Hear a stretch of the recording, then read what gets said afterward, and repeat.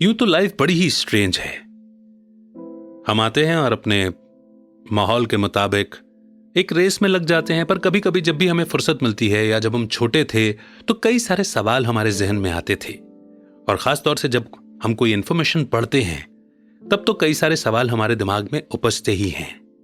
बचपन की ही बात कर लीजिए, जब साइंस पढ़ा करते थे कई सारे सवालों का जवाब साइंस दे रहा होता था, लेकिन फिर भी कई सारे सवाल उसके पीछे के हमारे दिमाग में आते थे, है ना? आपके भी जरूर आते होंगे। नमस्कार, मेरा नाम है अमित वाधवा और मैं हूं एक गीगलर। गीगल पर आपका बहुत बहुत स्वागत है। यहां पर आप गीगल यानी कि ग्रेट आइडियाज ग्रेट लाइफ के द्वारा बनाई गई बुक समरीज को पढ़ते हैं, सुनते हैं और लर्निंग को अपनी लाइफ में प्रैक्टिकली इंप्लीमेंट करते हैं। आज की बुक समरी बड़ी ही इंटरेस्टिंग है क्योंकि इसमें वो सारे सवाल हैं जो शायद कभी ना कभी हमने पूछने की कोशिश की है या हमारे जहन में उपजे हैं। आज की बुक समरी है ask a science teacher, 250 answers to the questions you have always had about how everyday stuff really works, जिसे लिखा है लैरी शिकल ने। लैरी शिकल एक अवार्ड विनिंग साइंस टीचर हैं। उन्हें हाई स्कूल के स्टूडेंट्स को फिजिक्स और एरोस्पेस साइंस पढ़ाने का 38 सालों से भी ज्यादा का एक्सपीरियंस है। लैरी को 3 बार टीचर ऑफ द ईयर का अवार्ड मिला है। वो 6 सालों तक स्टेट लेवल के प्रेसिडेंट अवार्ड भी जीत चुके हैं। लैरी ने म्यूजियम क्लब और दूसरे कन्वेंशन में हजारों स्टूडेंट्स और बड़ों को भी पढ़ाया है। आइए शुरू करते हैं आज की book summary ask a science teacher by Larry Scheckel. एक वक्त था जब हम परियों की कहानियों में यकीन रखते थे। एक वक्त था जब हम नेचर की घटनाओं में देवी देवताओं का हाथ मानते थे। लेकिन अब हम अपने आसपास होने वाली चीजों के लिए एक साइंटिफिक एक्सप्लेनेशन ढूंढते हैं। साइंस हमें नॉलेज और पावर देता है, यह हमें ठोस सबूत देता है। अब हम बात करते हैं हमारे अजीबोगरीब प्लैनेट और यूनिवर्स की मिस्ट्री के बारे में। ये कुछ ऐसे सच हैं जो आपके होश उड़ा देंगे। तो आइए शुरुआत करते हैं कुछ उन सवालों से जो अक्सर हमारे दिमाग में उपजा करते हैं। Do identical twins have the same fingerprints? इस टॉपिक के बारे में बहुत से लोग सोचते हैं। हर इस सवाल का जवाब है ना। हमारे डीएनए में बेसिक इंस्ट्रक्शंस होते हैं जो हमें बताते हैं कि हम कौन हैं। एक जैसे दिखने वाले जुड़वा बच्चों के डीएनए लगभग एक जैसे ही होते हैं क्योंकि वो दोनों ही एक अंडे से बने होते हैं जो 2 भागों में बटा होता है। लेकिन फिंगरप्रिंट यानी उंगलियों के निशान सिर्फ जीन्स की वजह से नहीं बनते हैं। एक जैसे दिखने वाले जुड़वा बच्चों यानी कि आइडेंटिकल ट्विन्स के जेनेटिक मेकअप एक जैसे ही होते हैं, लेकिन उनमें बहुत ही मामूली फर्क होता है जिससे लोग खास तौर पर उनके पेरेंट्स उन्हें अलग से पहचान पाते हैं। ऐसा इसलिए है क्योंकि वेट, हाइट, बिहेवियर जैसे दूसरी क्वालिटीज न सिर्फ जीन्स बल्कि आसपास के माहौल के असर से भी बनता है। यही बात फिंगरप्रिंट पर भी अप्लाई होती है। Nature versus nature concept in जुड़वा बच्चों के फिंगरप्रिंट पर भी अप्लाई होता है। इसका एक और एग्जाम्पल है मां की कोख में बच्चे का बड़ा होना। न्यूट्रिशन, ब्लड प्रेशर, मां के कोख में बच्चे की पोजीशन, ये सब फिंगरप्रिंट के पैटर्न पर असर करते हैं। एम्बिलिकल कॉर्ड यानी कि कोख से जुड़ी हुई नली की लंबाई भी एक फैक्टर है। हमारे स्किन की एक परत होती है जिसे बेसल लेयर कहते हैं, जिनमें स्ट्रेस पड़ने पर फिंगरप्रिंट्स बनते हैं। ये दूसरे परतों के बीच सैंडविच सा बना होता है जो तेजी से बढ़ता है। जैसे जैसे बेसल लेयर बढ़ता जाता है ये हर तरफ मुड़ता जाता है और कॉम्प्लेक्स शेप ले लेता है। फोल्डिंग होना एक रैंडम प्रोसेस है, इसीलिए जुड़वा बच्चों के फिंगरप्रिंट एक जैसे ही दिखते हैं। लेकिन अगर आप इन्हें करीब से देखेंगे तो आप इनमें बनी गोलाई, मड़ाव और लकीरों में फर्क देख पाएंगे। कनाडा के ओंटारियो के डायन क्विटप्लेट्स यानी कि 5 बच्चों के एक साथ जन्म का केस बहुत ही फेमस है। इनका जन्म 1932 यानी कि 1932 में हुआ था। सभी 5 लड़कियों के डीएनए एक जैसे ही थे, लेकिन उनकी उंगलियों के निशान अलग अलग थे। यह नोट करने वाली बात है कि फ्रेटर्नल ट्विन्स यानी कि वो जुड़वा बच्चे जो 2 अलग अलग अंडों से बने हैं, उनमें एक जैसे डीएनए नहीं होते हैं। ऐसे जुड़वा दूसरे नॉर्मल भाई बहनों की तरह ही होते हैं जो 9 महीनों तक एक ही गर्भ शेयर करते हैं। एक और सवाल जो हम अक्सर पूछा करते हैं, वाई डू वी ब्लिंक? पलकों का काम है झपकना और आंखों को मॉइस्चर यानी कि नमी देना, ताकि इन्हें सूखापन महसूस न हो। आमतौर पर एक इंसान 1 मिनट में 10 से 20 बार पलकें झपका लेता है। पलक झपकना इनवॉलंटरी है, यानी यह खुद ही काम करता है, यानी आपकी इच्छा पर डिपेंड नहीं करता, यह हम जानबूझकर नहीं करते हैं। पलकों का झपकना सिर्फ 1 सेकंड के कुछ ही हिस्से में खत्म हो जाता है। हमें पता ही नहीं चलता कि हम कब पलकें झपका रहे हैं। यह इतनी तेजी से होता है कि हमारी देखने की काबिलियत में डिस्टर्ब नहीं करता। जब भी पलकें झपकती हैं, यह हमारे आईबॉल यानी पुतलियों को ढककर नीचे गिरते हैं और इसे सूखने से बचाते हैं। हमारे आंसू निकलने के लिए 2 छोटे छोटे डक्ट होते हैं जो कि आंखों को मॉइस्चर देते हैं। ये मॉइस्चर आंखों के सतह पर बहती हैं। हमारी हर एक पलक में 25 ऑयल डक्ट होते हैं। ये हमारी पलकों के बीच होते हैं और वे इतने छोटे होते हैं कि नॉर्मल आंखों से दिखाई नहीं देते। इनमें से निकलने वाला ऑयल हमारे आंसुओं के ग्लैंड से निकलने वाले पानी से मिक्स हो जाता है। इसलिए जब भी हम पलकें झपकाते हैं, आंखों में पानी और ऑयल आ जाता है। पलक झपकने से हमारी आंखों को सुरक्षा भी मिलती है। ये धूल और दूसरी चीजों से हमारी आंखों को बचाते हैं। हमारी पलकें विंडशील्ड वाइपर के जैसे काम करती हैं, जो कि आंखों में आने वाली धूल को निकाल फेंकती हैं। हालांकि हमारी आंखों को सबसे पहले पलकें बचाती हैं। इनको छोटे घूमे हुए बाल हमारी आईबॉल में आने वाली गंदगी को पकड़ लेते हैं। आपने देखा होगा कि घोड़ों और गायों की पलकें लंबी होती हैं। रेगिस्तान में रहने वाले ऊंटों की आंखों को रेत से बचाने के लिए उनकी पलकें बहुत ही लंबी होती हैं। ये इस बात के पुख्ता सबूत हैं कि पलक झपकने से हमें अपना फोकस बदलने में मदद मिलती है। एग्जाम्पल के लिए, आप अपने डेस्क पर बैठे हैं और खिड़की से बाहर देख रहे हैं। फिर आप अपना ध्यान अपने लैपटॉप स्क्रीन पर शिफ्ट करते हैं। पलक झपकते ही आंखों को फोकस करने के लिए नए पॉइंट पर सेटल होने में मदद मिलती है ना मजेदार? अगला एक सवाल, What is the big red spot on Jupiter? The great red spot यानी कि बड़ा लाल धब्बा असल में एक भयंकर तूफान है। यह जुपिटर के साथ लंबे वक्त से चलने वाला तूफान है। ग्रेट रेड स्पॉट 70,000 माइल लंबा है। यह इतना बड़ा है कि इसमें 3 पृथ्वी समा सकती हैं।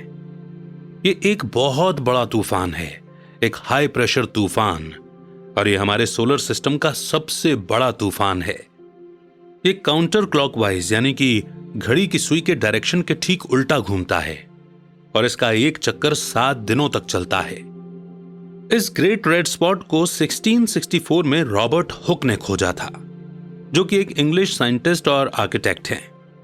फ्रांस के एक एस्ट्रोनॉमर जियोवानी कैसिनी को भी इस रेड स्पॉट को खोजने के लिए क्रेडिट दिया जाता है।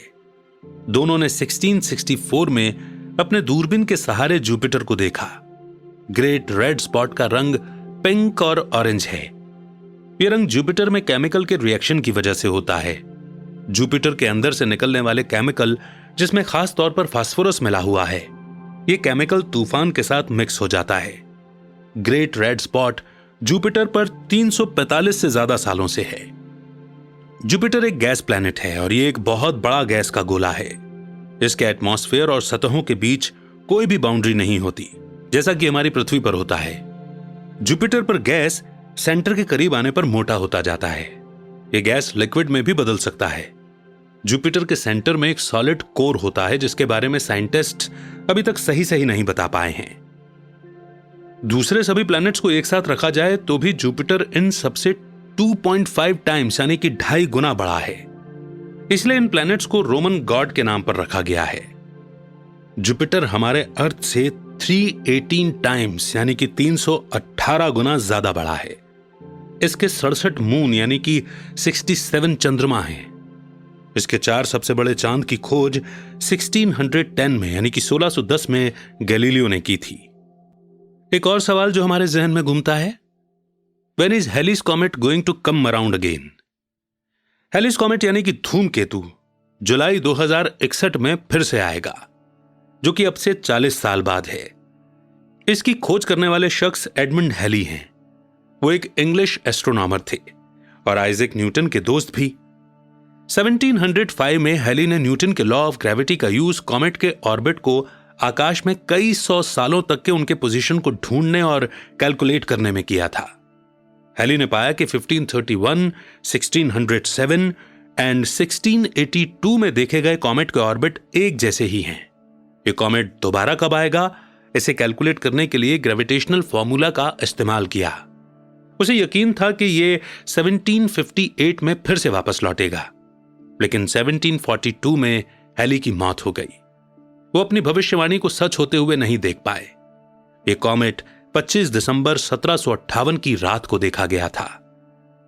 बाद में इस कॉमेट का नाम हैली के नाम पर रखा गया। आखिरी बार हमने 1986 में इस कॉमेट को देखा था। हम इसे हमारे आसमान में हर 76 साल में देख पाते हैं। हिस्ट्री में वापस जाने पर पता चला कि हैलीज कॉमेट 240 बीसी से हर 76 सालों में देखा गया है। कुछ साइंटिस्ट के हिसाब से एक कॉमेट को एक गंदे स्नोबॉल के जैसे मान सकते हैं। इसके बीच में बर्फ, धूल, जमी हुई मीथेन गैस है। हैलीज कॉमेट का सेंटर एक आलू के शेप का है। यह 10 मील लंबा और 6 मील चौड़ा है। इसकी 2 लंबी पूंछ हैं, एक आयन पूंछ और दूसरी धूल की पूंछ है। यह पूंछ लाखों मीलों तक फैली हुई है। ज्यादातर कॉमेट्स के ऑर्बिट सिगार के शेप के होते हैं। उन्हें हम आंखों से तभी देख सकते हैं जब ये पृथ्वी या सूरज के करीब आते हैं। ऐसे 4000 से ज्यादा कॉमेट देखे गए हैं और रिकॉर्ड किए गए हैं। मेटेओर शावर यानी कि उल्का की बारिश तब होती है जब पृथ्वी कॉमेट के ऑर्बिट में छोड़े गए मलबे से गुजरती है। हैलीज कॉमेट की वजह से हर अक्टूबर में ओरायनिड मेटेओर शावर होता है। अगला और रोचक सवाल, how does Bluetooth work? Bluetooth electronic devices को एक दूसरे के साथ बिना तार या वायर के जोड़ने और कम्युनिकेट करने में हेल्प करता है। यह रेडियो सिग्नल के इस्तेमाल से होता है। ब्लूटूथ लगभग 2.45 गीगाहर्ट्ज के एक छोटे से एरिया का एक नेटवर्क बनाता है। ब्लूटूथ डिवाइस लगभग 1 मिलीवॉट का बहुत हल्का रेडियो सिग्नल छोड़ता है। यह आमतौर पर लगभग 30 फीट का एरिया कवर करता है। इसका कम पावर आसपास के दूसरे डिवाइसेस के साथ छेड़छाड़ नहीं करते। यह बैटरी को भी हल्के से यूज करता है। ब्लूटूथ को बड़ी आसानी से यूज कर सकते हैं क्योंकि इसे यूजर फ्रेंडली रखा गया है। आपको इसके लिए इंस्ट्रक्शंस की जरूरत नहीं पड़ती। एक बार जब किसी ब्लूटूथ डिवाइस को ऑन करते हैं तो यह दूसरे डिवाइस को रेडियो सिग्नल भेजता है। फिर यह दूसरी तरफ से रेडियो सिग्नल के रिस्पॉन्स आने का इंतजार करता है। एक बार जब यह रेडियो सिग्नल उठा लेता है तो वो 30 फुट की दूरी के अंदर उस दूसरे डिवाइस से कनेक्ट कर लेता है। ब्लूटूथ नाम कहां से आया? ब्लूटूथ को सबसे पहले टेलीकम्युनिकेशन कंपनी एरिक्सन ने डेवलप किया था, जो कि स्वीडन की जानी मानी कंपनी है। स्वीडन के नॉर्डिक कल्चर की कहानियों में राजा हेरोल्ड ब्लूटूथ गोमरसन ने डेनमार्क पर 1958 एडी से 1986 एडी तक राज किया। राजा के बेटे ने विद्रोह कर दिया था, जिसमें राजा की मौत हो गई थी। किंग हेराल्ड ने डेनमार्क, नॉर्वे और स्वीडन के कुछ हिस्सों को एक स्टेट में मिला दिया था। उन्होंने क्रिश्चियन धर्म को ऑफिशियल बना दिया था। उन्होंने अपनी मां और पिताजी की याद में डेनमार्क के जेलिंग में एक बड़ा पत्थर बनवाया। इसीलिए ब्लूटूथ नाम नॉर्डिक लोगों के लिए गर्व की बात है। ब्लूटूथ अलग अलग डिवाइसेस को जोड़ता है, ठीक वैसे ही जैसे किंग हेराल्ड ने अपने बड़े स्टेट को एक साथ जोड़ा था। तो ये है ब्लूटूथ नाम के पीछे की कहानी और उसकी टेक्निक कि वो कैसे काम करता है। अगला और पेचीदा सवाल है, how can the exhaust from a car harm us? कुछ पॉल्यूटेंट्स यानी कि प्रदूषण फैलाने वाले गैस और पार्टिकल्स जो कारों से निकलते हैं, उनमें carbon monoxide, formaldehyde, benzene, nitrogen oxide, sulphur dioxide और सस्पेंडेड पार्टिकल्स शामिल हैं। इन केमिकल्स में सबसे खतरनाक कार्बन मोनोऑक्साइड है। हमारे खून में मिलने वाला हीमोग्लोबिन खून से ऑक्सीजन को बॉडी के ऑर्गन्स तक पहुंचाता है। यह हमारे अलग अलग बॉडी ऑर्गन्स को ऑक्सीजन पहुंचाता है ताकि हमारे सेल इस पर काम कर सके। लेकिन कार्बन मोनोऑक्साइड ऑक्सीजन से ज्यादा बेहतर तरीके से हीमोग्लोबिन से जुड़ता है। यह 200 गुना बेहतर जुड़ता है, जिसकी वजह से यह ऑक्सीजन को सेल से जुड़ने से रोकता है और इसीलिए कार्बन मोनोऑक्साइड हमारे बॉडी का दम घोंट देता है। यह हमारे कार्डियोवैस्कुलर सिस्टम को मुश्किल में डाल देता है। इसीलिए कार को गैराज जैसे बंद जगह में स्टार्ट करना बहुत खतरनाक है। अगर हो सके तो जब भी कार, ट्रक या दूसरी गाड़ियां पास से गुजरें तो हमें अपने नाक को ढक लेना चाहिए। बेंजीन एक कार्सिनोजन है, यानी कि यह एक कैंसर पैदा करने वाला केमिकल है। बेंजीन बोन मैरो को अटैक करता है। बोन मैरो हमारे खून के लिए रेड ब्लड सेल्स बनाता है। बेंजीन एनीमिया, ल्यूकेमिया और लिम्फोमा जैसे खून की बीमारियों की वजह माना जाता है। बेंजीन पेस्टिसाइड, सॉल्वेंट और सिगरेट के धुएं में भी पाया जाता है, इसलिए जितना हो सके इनसे दूर रहिए। अभी तक गैसोलीन कार के लिए एनर्जी का मेन सोर्स रहा है, लेकिन आजकल हाइब्रिड कार बन रही हैं और उम्मीद है कि हमारे पास ऐसी कार्स होंगी जो कि हमारे एनवायरनमेंट को कम नुकसान पहुंचाएंगी। Next question is, what is quantum physics? Quantum physics को क्वांटम मैकेनिक्स के नाम से भी जाना जाता है। यह साइंस एटम और सब एटॉमिक पार्टिकल के नेचर से जुड़ा है। क्वांटम फिजिक्स की शुरुआत 21वीं सेंचुरी के पहले 4 दशकों में हो गई थी, यानी 1895 से 1935 के बीच। क्वांटम फिजिक्स में योगदान देने वाले शुरुआत के कुछ नाम थे Max Planck, Niels Bohr, Werner Heisenberg, Albert Einstein, Paul Dirac, Wolfgang Pauli और अर्विन श्रोडिंगर। मैक्स प्लैंक ने कहा था कि एनर्जी की वेव्स अलग अलग बंडल्स में या फिर क्वांटा में निकलते हैं। एनर्जी की क्वांटिटी वेव यानी कि तरंगों की फ्रीक्वेंसी से जुड़ी होती है। इसके लिए उन्होंने E = hf फॉर्मूला दिया। इसका मतलब है कि energy is equivalent to Planck's constant times frequency. Quantum physics हमारे रोजमर्रा के लाइफ में काम करता है। एग्जाम्पल के लिए छोटे से लोहे के एक टुकड़े जैसे कि घोड़े की नाल को गर्म कीजिए, धीरे धीरे हीट बढ़ाते रहिए। सबसे पहले घोड़े की नाल लाल होकर चमकेगी, फिर जैसे जैसे टेम्परेचर बढ़ता जाएगा ये ऑरेंज, फिर नीला और फिर सफेद हो जाएगा। लाल रंग दिखाई देने वाला लोवेस्ट फ्रीक्वेंसी की लाइट है। ये सबसे कम हीट एनर्जी लेता है। सफेद रंग सभी रंगों और अल्ट्रावायलेट को बाहर फेंकता है। ये सबसे ज्यादा हीट यानी कि एनर्जी लेता है। क्वांटम मैकेनिक्स में 3 बेसिक आइडियाज हैं। पहला, एनर्जी लगातार नहीं आती, ये छोटे छोटे यूनिट्स में आती है। दूसरा, इलेक्ट्रॉन वेव्स और पार्टिकल्स दोनों ही तरह बिहेव करते हैं। तीसरा, इन पार्टिकल्स के मूवमेंट रैंडम और अनप्रेडिक्टेबल होते हैं। पार्टिकल्स के वेलोसिटी और पोजीशन दोनों का पता एक साथ नहीं लगाया जा सकता है। इन्हीं 3 बेसिक प्रिंसिपल्स की वजह से हम computer, smartphone, microchips, LED, USB, MRI, TV और भी कई मॉडर्न गैजेट्स बना पाए हैं। और अब बहुत ही इंटरेस्टिंग सवाल, how did dinosaurs become extinct? आखिरकार डायनासोर विलुप्त कैसे हो गए? हमारी धरती पर डायनासोर 160 मिलियन सालों तक जिंदा थे। कुछ 65.5 मिलियन साल पहले फिर ये अचानक मर कैसे गए? ये कैसे खत्म हुए, इसके बारे में कई थ्योरीज हैं। उनमें से कुछ के बारे में अब हम यहां बात करेंगे। पहली थ्योरी, डायनासोर की बॉडी उनके छोटे से दिमाग के लिए बहुत बड़ी थी। दूसरा, शायद वे भूख से मर गए थे। डायनासोर बहुत बड़े जानवर थे और उन्हें बहुत ज्यादा खाने की जरूरत पड़ती थी। तीसरा है क्लाइमेट में चेंज। ट्रॉपिकल क्लाइमेट अचानक ठंडा क्लाइमेट बन गया था।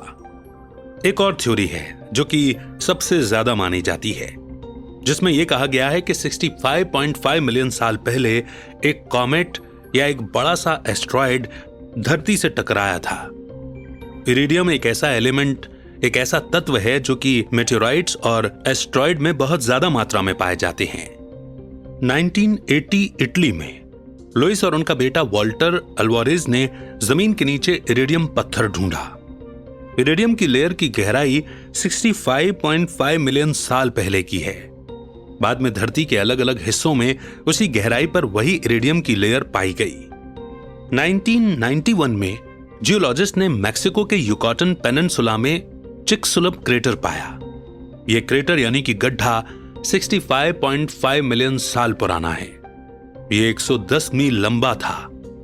साइंटिस्ट का अंदाजा है कि एस्ट्रॉयड 6 मील डायमीटर का था और यह धरती से 45,000 मील पर सेकंड की स्पीड से टकराया था। एस्ट्रॉयड की हीट की वजह से समुद्र का पानी भाप बनकर सूख गया। इससे दुनिया भर के जंगल जल गए और धरती को अंधेरे में ढक दिया, क्योंकि मलबे ने सूरज की रोशनी को जमीन तक पहुंचने से रोक दिया था। इससे धरती का टेम्परेचर गिर गया और सब कुछ जमने लगा। नतीजा यह हुआ कि ज्यादातर प्लांट और जानवर मर गए। प्लांट पर निर्भर रहने वाले जानवर पेड़ पौधों के मरने के कुछ महीनों बाद मर गए। हालांकि एस्ट्रॉइड थ्योरी को ज्यादातर साइंटिस्ट सपोर्ट करते हैं, लेकिन इसके साथ ही दूसरी थ्योरीज पर भी स्टडीज की गई हैं।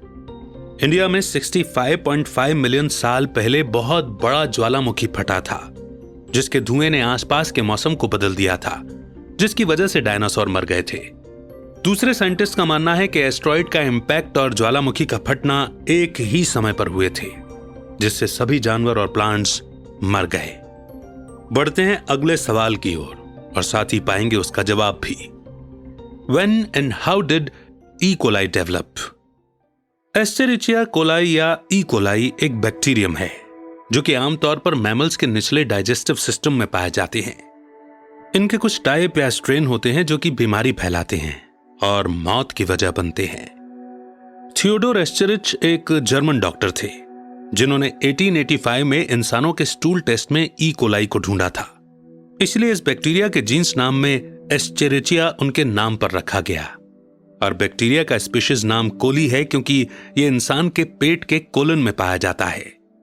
हमारी बॉडी के लिए बैक्टीरिया का सही ढंग से काम करना बहुत ही जरूरी है।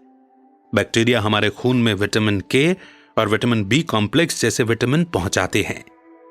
ई कोलाई के ज्यादातर स्ट्रेन्स कोई नुकसान नहीं पहुंचाते। हमारे इंटेस्टाइन में 0.1% बैक्टीरिया ई कोलाई ही होते हैं। जब हम पैदा होते हैं तो हम अलग अलग टाइप के बैक्टीरिया को लेकर पैदा होते हैं जो हमारे अंदर ही रहते हैं। ये हमें जीने में मदद करते हैं और हम भी उन्हें जीने में मदद करते हैं। लेकिन कुछ ऐसे ई कोलाई के स्ट्रेन हैं जो कि हमारे लिए खतरनाक होते हैं। कभी कभी ई कोलाई किसी वायरस से इन्फेक्ट हो जाता है, फिर वायरस बैक्टीरिया के क्रोमोसोम्स में अपना डीएनए डालता है।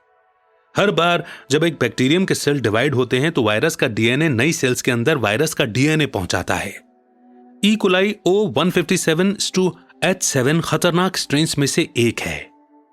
यह स्ट्रेन खतरनाक टॉक्सिन छोड़ता है जो कि हमारे इंटेस्टाइन की दीवारों को नुकसान पहुंचाता है। इससे ब्लड सेल्स खराब हो जाते हैं। इससे ब्लीडिंग यानी कि हेमरेज हो जाता है। कंटामिनेटेड यानी दूषित खाना खाने के 3 से 4 दिन बाद ही इसके सिम्टम्स शुरू हो जाते हैं। इन्फेक्टेड लोगों को क्रैम्प्स यानी कि ऐंठन, डिहाइड्रेशन और ब्लड का डायरिया होता है। ये छोटे बच्चों और बुजुर्गों के लिए खतरनाक हो सकता है जो अपनी बॉडी से खून और पानी की कमी को बर्दाश्त नहीं कर सकते। ई कोलाई इन्फेक्शन से बचने के लिए खाने को अच्छी तरह से पकाना चाहिए। कच्चा दूध नहीं पीना चाहिए। फलों और सब्जियों को सावधानी से धोना चाहिए और कच्चे मीट को हैंडल करते हुए अपने हाथ धोने चाहिए। ई कोलाई जानवरों के इंटेस्टाइन में रहता है, इसलिए जानवरों को मारने और उन्हें पकाने के दौरान सफाई बरतनी चाहिए। एक और बड़ा इंटरेस्टिंग सवाल है, तोते हम इंसानों की नकल कैसे कर लेते हैं? तोते और कौवे दूसरों को सुनकर उनकी नकल करने की अपनी काबिलियत के लिए फेमस हैं। ज्यादातर बायोलॉजिस्ट मानते हैं कि ये सबसे इंटेलिजेंट पंछियों में से हैं। लेकिन तोते में इंसानों जैसे वोकल कॉर्ड नहीं होते। वो सिर्फ अपने गले के मसल्स के मूवमेंट को कंट्रोल करना जानते हैं, जिससे वे आवाज निकाल सकते हैं।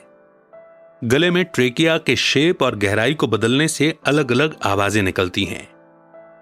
पंछियों और दूसरे जानवरों को कुछ करने के लिए ट्रेन किया जा सकता है, लेकिन वो इंसानों जैसे बातें नहीं कर सकते। यह ध्यान रखना जरूरी है कि तोते जो भी कहते हैं उनका मतलब नहीं समझते हैं। लेकिन फिर भी तोते गजब के जानवर हैं। ये लगभग 3 फीट तक बढ़ सकते हैं। इनके पंखों का रंग लाल, नीला, पीला और हरा होता है। तोते खुद को किसी भी माहौल में ढाल सकते हैं।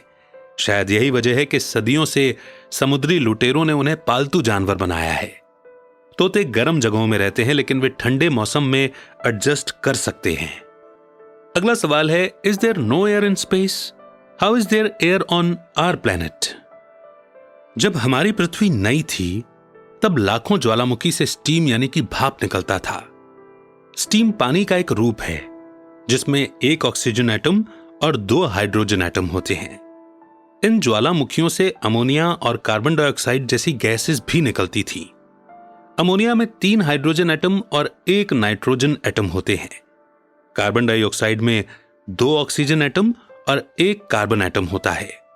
यही सब एलिमेंट्स बेस बने उस हवा का जिसमें हम आज सांस लेते हैं। वहां मौजूद कार्बन डाइऑक्साइड में कमी हो गई थी क्योंकि ज्यादातर कार्बन डाइऑक्साइड समुद्र में घुल गया था। सिंपल बैक्टीरिया कार्बन डाइऑक्साइड और सूरज की रोशनी खींचते गए। ये बैक्टीरिया ऑक्सीजन फेंकते थे, इससे आसपास ऑक्सीजन की क्वांटिटी बढ़ गई। दूसरी तरफ सूरज की रोशनी से अमोनिया के मॉलिक्यूल्स अलग होकर हाइड्रोजन और नाइट्रोजन बनते गए। हाइड्रोजन की डेंसिटी कम होने की वजह से यह स्पेस में उड़कर बह गया और पृथ्वी नाइट्रोजन गैस से भर गई। पृथ्वी में जानवर और प्लांट्स बैलेंस बनाकर एक साथ रहते हैं। जानवर अपने अंदर ऑक्सीजन लेते हैं और कार्बन डाइऑक्साइड बाहर फेंकते हैं, और प्लांट्स कार्बन डाइऑक्साइड अंदर लेते हैं और ऑक्सीजन बाहर फेंकते हैं। पृथ्वी पर 78% नाइट्रोजन, 21% ऑक्सीजन और 1% कार्बन डाइऑक्साइड का बैलेंस रहता है, ताकि यहां जिंदगी बनी रहे। पृथ्वी के चारों तरफ बना एटमॉस्फेयर यानी कि वायुमंडल हमें खतरनाक रेडिएशन जैसे अल्ट्रावायलेट किरणों से बचाता है। एटमॉस्फेयर पृथ्वी की सतह को गर्म रखने के लिए टेम्परेचर बैलेंस कर हमें ठंड से भी बचाता है। यही एटमॉस्फेयर हमारे लिए बारिश भी करता है, जिससे जमीन की सिंचाई होती है और खेत उपजाऊ बनते हैं। सोलर सिस्टम के दूसरे प्लेनेट में भी एटमॉस्फेयर होते हैं, लेकिन लाइफ बनाने के काबिल नहीं होते। मरक्यूरी का कोई एटमॉस्फेयर नहीं होता। वीनस में कार्बन डाइऑक्साइड की मोटी सी एक परत है। मार्स का कोई एटमॉस्फेयर नहीं है और यह लगभग एक वैक्यूम सा है, एक शून्य। जुपिटर, सैटर्न, यूरेनस, नेपच्यून में उनके एटमॉस्फेयर होते हैं, पर उनमें अमोनिया, मीथेन, हीलियम और हाइड्रोजन गैसेस भरे होते हैं। हमारे सोलर सिस्टम में अर्थ यानी कि हमारी पृथ्वी ही एक ऐसा प्लेनेट है जहां जिंदा रहना आसान है। और अब कंक्लूजन, क्योंकि सवालों का कोई अंत नहीं, और जब सवाल है तो जवाब भी होते ही हैं। मगर अब हम उन लर्निंग्स को दोहराएंगे जो अभी तक हमने इस बुक समरी में पढ़ी और सुनी। इस समरी में आपने फिंगरप्रिंट और पलक झपकने के बारे में जाना। आपने जुपिटर के बड़े लाल धब्बे और हेलीज कॉमेट के बारे में भी सुना। आपने ब्लूटूथ और कार्बन मोनोऑक्साइड के बारे में भी समझा। हमने quantum physics, E coli bacteria, dinosaur और तोते के बारे में भी जाना। जिस ओरिजिनल बुक से यह समरी ली गई है उसमें 240 सवाल और जवाब हैं। आप इसे ऑनलाइन चेक कर सकते हैं। हम इंसान हमारे सोलर सिस्टम के कॉम्प्लेक्स जीव हैं। हम इकलौते ऐसे हैं जो पूछ सकते हैं कि हम यहां क्यों हैं। क्या हम इस यूनिवर्स में अकेले हैं? हमें हमेशा यह जानने में दिलचस्पी लेनी चाहिए कि हमारे आसपास क्या हो रहा है। हमें हमेशा अपनी बॉडी का ख्याल रखना चाहिए और जितना हो सके लाइफ को एंजॉय करना चाहिए। और इसके साथ ही साथ हमें हमेशा ऐसे काम करने चाहिए जिससे यह दुनिया रहने के लिए एक बेहतर जगह बन सके, है ना? कैसी लगी आपको ये बुक समरी, ये बताने की जरूरत नहीं है, बल्कि मैं आज आपसे कुछ रोचक पूछने वाला हूं। ऐसे कौन से सवाल हैं जो आपके जहन में आते रहते हैं? वो साइंस से रिलेटेड भी हो सकते हैं और स्पिरिचुअलिटी से रिलेटेड भी, क्योंकि स्पिरिचुअलिटी और साइंस एक दूसरे के कॉम्प्लीमेंट्री हैं, एक दूसरे के पूरक हैं। इनमें आपस में कोई मनमुटाव या कोई झगड़ा नहीं है, बल्कि हम अपना अपना पक्ष लेकर के शायद बहस या झगड़ा करने की वजह बनते हैं या इस तरह की कोशिशें करते हैं।